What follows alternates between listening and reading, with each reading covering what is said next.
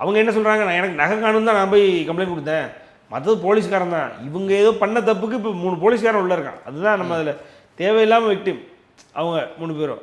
இதில் என்னென்னா இவங்க இதை பண்ண போய் தான் அது நடந்திருக்கு அப்படின்றத நமக்கு தெரியுது, மனிதாபிமானமிக்க நம்ம எல்லாருக்கும் புரியுது. இப்போ இந்த இடத்துல இவங்க எதுக்கு வாபஸ் வாங்குறாங்க அப்படின்ற ஒரு கேள்வி இருக்குது இல்லைங்களா, அதுதான் இன்னும் இதை வீரியமாக்குது. இந்த கேள்வி இன்னும் வீரியமாக்குது. பொருள் கிடைக்கிற வரைக்கும் திருடு போனால் வாபஸ் வாங்க மாட்டானே. அப்போ எதிர அழுத்தத்தின் பேரில் வாங்குவான் ஒன்று, ரெண்டாவது அது உண்மை இல்லை அப்படின்றதுனால வாங்குவான். அந்த நகையை பற்றி எந்த டீட்டெயில்ஸ் கேட்டாலும் இவங்களா ஒவ்வொரு இடத்துல ஒவ்வொரு மாதிரி சொல்கிறாங்க. அஜித்குமாரை சொல்கிறீங்க, இப்போ ஆகாஷுக்கு அதுதான் நடந்திருக்கு. ஆகாஷினுடைய கொலைகளுக்கும் கிட்டத்தட்ட ஏதோ காலில் அடிபட்டுருக்கு, அதனால் மூச்சுத்திணறல் வந்துருச்சு அப்படின்றாங்க. ஐசியூவில் வச்சுருந்தோம் செத்துட்டாரு அப்படின்றாங்க. அவ்வளோதான், சிம்பிள். யார் இப்போ கிளைம் பண்ண போனாலும் பணத்தை கொடுத்து ஆஃப் பண்ணிடுறாங்க. எலெக்ஷன் ரொம்ப நெருங்கிடுச்சு. இப்போ அது பெரிய உதாரணமான ஒரு விஷயமா ஆகக்கூடாது.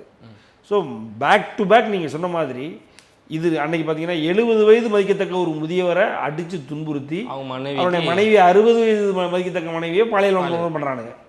7 வயது உள்ள குழந்தைய சிசிடிவியில் அப்படியே கூட்டு போய் ரத்த வெள்ளத்தில் அந்த பெண் கிடக்கிறா. இப்போ போலீஸு அந்த பெண் போலீஸினுடைய கஸ்டடியில் இருக்காங்களா இல்லையான்னு தெரியல. அந்த பெண் எங்கே இருக்காங்கன்றது ஒரு பெரிய கேள்வியாக அந்த ஊர் மக்களே வைக்கிறாங்க. அப்படி ஒரு நிலைமை இருக்குது. 2.5 வயசு பொண்ணு ஒரு திமுக நிர்வாகி கெடுத்து அந்த பொண்ணு செத்து போகுது. இதெல்லாம் யார் கேட்பா? இதெல்லாம் மக்கள் பார்க்குறாங்களா இல்லையா?